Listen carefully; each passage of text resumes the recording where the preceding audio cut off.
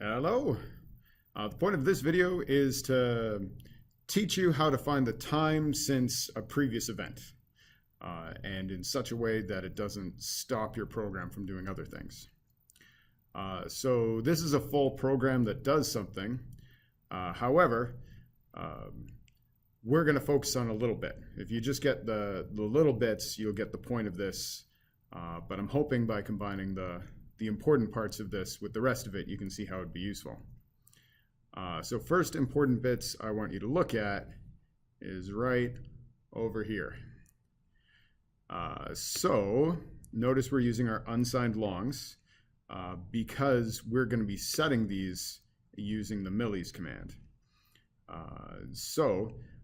Unsigned longs, again, just a big number, and it's what you get out of a millis command. So we got our current time. So each pass through the loop will set current time to millis, and then previous time holds the time of the last event. Why don't we go through this? So you get that we've got a variable to hold our current time and variable to hold the last time something happened. So we want to know time since something happened.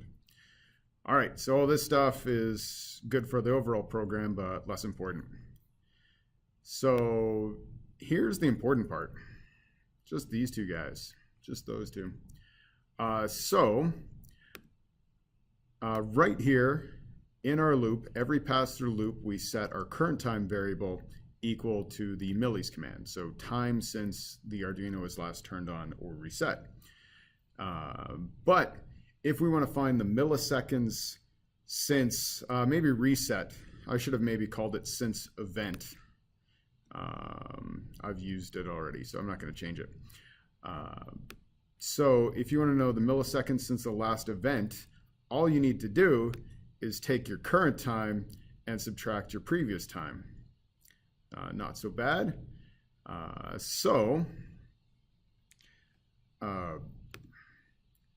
It kind of works like if you want to know how long it's been since the start of class, and you're like, well, class started at 11:15 and now it's 11:35. If I take my 11:35 and I subtract my start time, my 11:15, I've got 20 minutes. That's basically what we're doing. We've got our reference time, time since an event, like time class started, and our current time. And so we know the time since that reference event. So just looking at the whole program completely, this thing, it's just got a button and it constantly broadcasts to the serial monitor the time since the button was last pressed or the whole thing was turned on. So we got a button pin we set up. I said it was plugged into pin 5. Again, we set up variables to hold the current time and the time of the last event that we're using as a reference. You could have multiple previous reference events and time various things. If you ever do any video games, potentially very useful. We've got our current button state and our button state last time through the loop.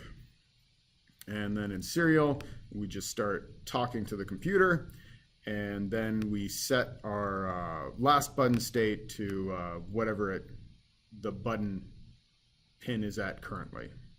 So high or low. And then, oh, I screwed this up. Boop. So we want to set the current, but every pass through loop, we want to set the current button state equal to whatever the pin is set to. If the button is pressed, it should be high. If it's released, it should be low. Assuming you wired it that way, you could do the reverse. And then we set our current time to how long it's been since the thing was turned on, and we figure out how long it's been since the last event, how long since that button was pressed, by doing our current time minus our previous time. And then here's our very useful was the button just pressed code. So we're checking that the state this pass-through loop is different than last time we were through the loop. So that only occurs when the button was just pressed or just released. And we're also checking that the current state is high. So it's just, if it's high, that means it must have just been pressed. If we wanted it to be when the button is released, we could just set that to low, because we know the state is just transitioned this last past millisecond, and if it's currently pressed, that means we must have just pressed it. If it's currently low, that means we must have currently released it. Anyway, if we just press that button, we want to set our reference time. Our previous time is the current time. So we're starting counting from now. Classes started and we're counting from then. The race has just started, so we're using that as our reference time. We are counting from that point. And then we just print to the serial monitor, milliseconds since last reset, last time you press the button, and then we print the number. And then remember, with our buttons, we got to set it up for next pass through loop. So we set our last button state equal to our what our button state was this time through loop.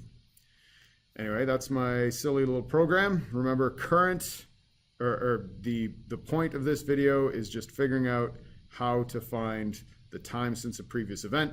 So just setting up two variables outside of any other methods, particularly the previous time one.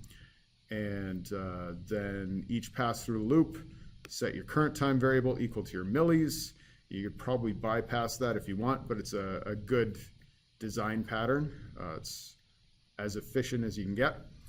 And then if you want to find the time since that event, just subtract the current time from the time you last reset it, time we're counting from. Anyway, I hope you enjoyed this video, and the fact the lights went off on me does not make this video quality terrible. Anyway, see you around.